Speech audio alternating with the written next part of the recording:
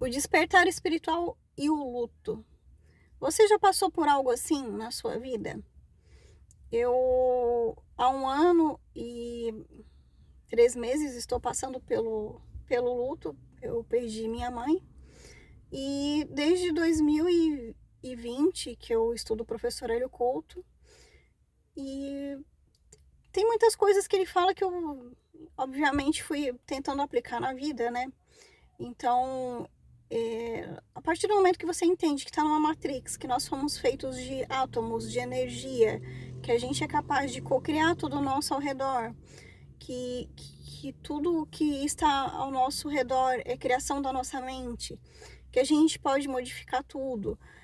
Então, quando a gente tem essa consciência e algo ruim acontece com algum parente, alguma pessoa próxima nossa, causa uma grande confusão mental.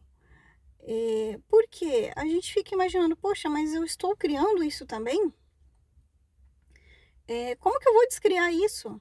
E o professor Hélio Couto fala numa palestra muito sobre o Joel Goldsmith, né? Que as pessoas ligavam para o Joel Goldsmith falando, olha, meu parente tal está doente. E daí pedia a cura dessa pessoa e o Joel Goldsmith falava, olha, ok, pensa na pessoa. E aí a pessoa, você pensava, né, no seu parente e tal, já curado e tal, não sei o quê, desligava o telefone e a pessoa estava curada. Então, ó, a partir desses ensinamentos, né, eu fui fazendo isso e eu estava com a minha mãe, doente com câncer. E por mais que estivesse num estado avançado, eu pensava, não, cara, tudo é possível. Tudo é possível. Foi criado o câncer, vai ser descriado também. Eu vou imaginar que ela está bem, que ela está curada e tudo vai se transformar, vai transmutar, vai ser lindo. E só que quando isso não acontece da forma como a gente imagina, a gente fica pensando, ué, mas aonde eu errei? Eu falei, então, né? Eu não imaginei da forma correta. O que faltou? Então, vira uma grande cobrança interna. Só que nós temos que entender que o universo também tem suas leis e que a gente não controla tudo. Eu posso controlar a minha vida, o meu ser, a Isabelle, os meus corpos sutis, isso eu posso controlar, mas o outro, por mais que seja uma pessoa próxima a mim, eu achava que eu também podia. Eu como uma pessoa empata, eu achava que eu conseguiria curar a minha mãe. E como eu não consegui, isso foi muito frustrante. Eu pensei, nossa, mas como assim? Tudo que eu aprendi está errado, então. Eu jogo Smith, mas eu imaginava, mas eu rezava, mas eu pedia, eu fazia milhões de coisas. E como que eu não consegui? Só que nós não temos controle sobre tudo e a gente não pode ficar se cobrando também.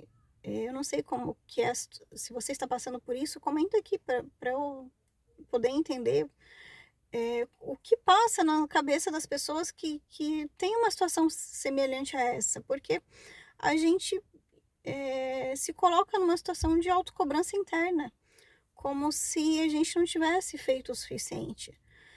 Só que nós não temos controle sobre tudo.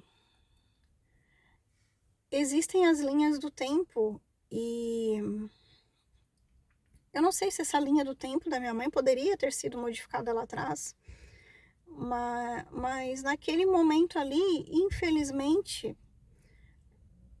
aquilo já estava para acontecer. Por que eu digo isso? Eu tive um sinal 3 meses antes, que eu tenho esse sinal desde criança, né? Que quando a minha avó faleceu, que aparece lá em casa, assim, aparece em qualquer lugar que eu esteja, né? O mar eu nem gosto de falar, né? Aquela borboleta bruxa. Então, 3 meses antes de minha mãe falecer, ela apareceu no quintal e ela ficou lá por mais de uma semana. E quando eu vi ela, pô, chorei, chorei. Só que assim, ela não vem com o nome de quem vai. Pode ser qualquer pessoa. E por mais que minha mãe estivesse doente, eu tava ali, não, assim, não é minha mãe, não é minha mãe, ela vai ficar bem e tal, blá, blá, blá. Porque se você estuda, não só o professor Hélio Couto, Joe Dispenza, enfim, vários autores, você entende que tudo é possível. Isso aqui tudo não existe. Então, como que uma pessoa doente não pode melhorar? Isso é o mínimo que o universo pode fazer, entende? Então, essa questão de você estar no despertar espiritual, compreender tudo isso e perder alguém que você ama, é muito complexo, porque você se sente assim impotente, como se todo aquele aprendizado, aquele ensinamento que você tivesse não servisse de muita coisa. Só que, enfim, eu não vou dizer que eu superei o luto para mim não se supera, né? Você aprende a conviver com isso e já faz alguns meses que o luto meio que se transformou. Chegam alguns momentos que vem aquela vontade de chorar igual lá no início, mas algo me segura. Algo segura, assim, o choro e tal, e muda o meu foco.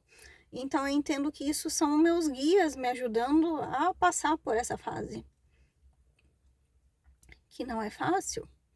Que não é fácil, porque às vezes eu sonho com a minha mãe, no sonho ela está viva, né? Mas eu sei que ela faleceu. E aí eu fico assim, às vezes até choro no sonho. Isso é muito complexo, porque por mais que você esteja com alguém doente em casa, enquanto, ai, desculpa, gente, você fica naquele negócio, enquanto a vida há esperança. Eu sempre tive isso, enquanto a vida há esperança, por pior que seja a situação, igual algumas pessoas olhavam para minha mãe e falavam assim: ah, não, ela só tem alguns meses. Eu nunca enxerguei assim, que só tinha alguns meses, sabe? Porque você que tá num outro patamar ali da realidade atual, você enxerga que isso tudo é energia, tudo é transmutável. Então eu não conseguia enxergar só o corpo físico ali assim, não, tá acabando, é isso. Não, eu não enxergava dessa forma. Mas, enfim, depois que eu passei por toda essa confusão mental, de vez em quando ainda me vem esses questionamentos, né?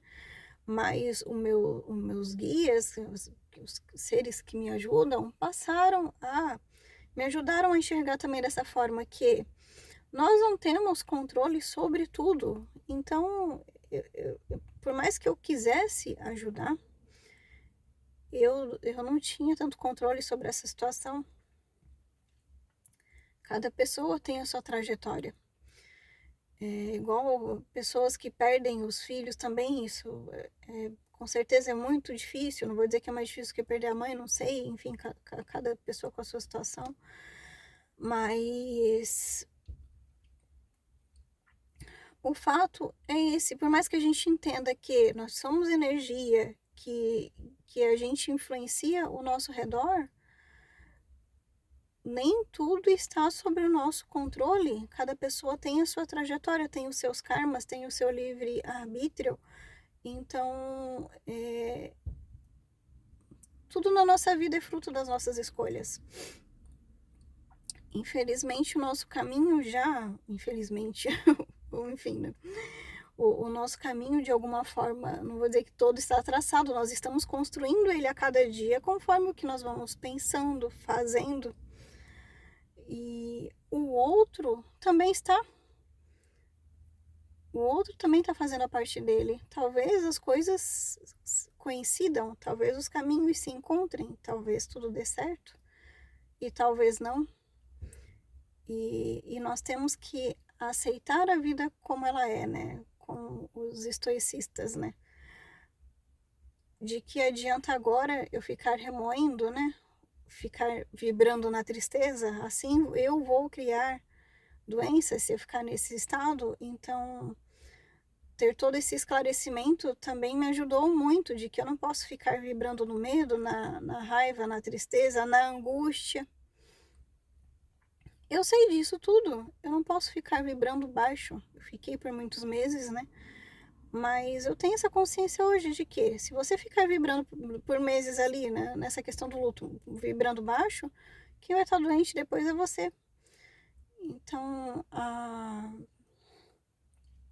nós temos que ter essa consciência para sair do luto sair não, né? Aprender a conviver com ele. Além do que, tem outra coisa, né, que o professor Hélio Couto diz, que isso sempre fica na minha cabeça quando eu tô pensando demais, né? Não há morte, não há mortos. Todos podem estar aqui, né? Talvez minha mãe esteja aqui agora, sentada do meu lado, no carro, como a gente gostava de passear. Eu não esteja vendo. Então,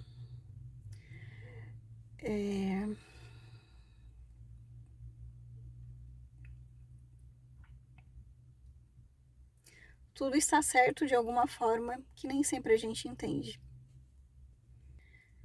Se você está passando por isso ou consegue compreender isso de alguma outra forma, comenta aqui embaixo. Talvez também possa me ajudar ou eu te ajudar. Comenta aqui a sua história, a sua experiência, o que você pensa disso, se você já passou por essa situação, o que está te ajudando, qual o pensamento disso tudo que fica na sua cabeça. Tá bom? Um abraço, fiquem com Deus.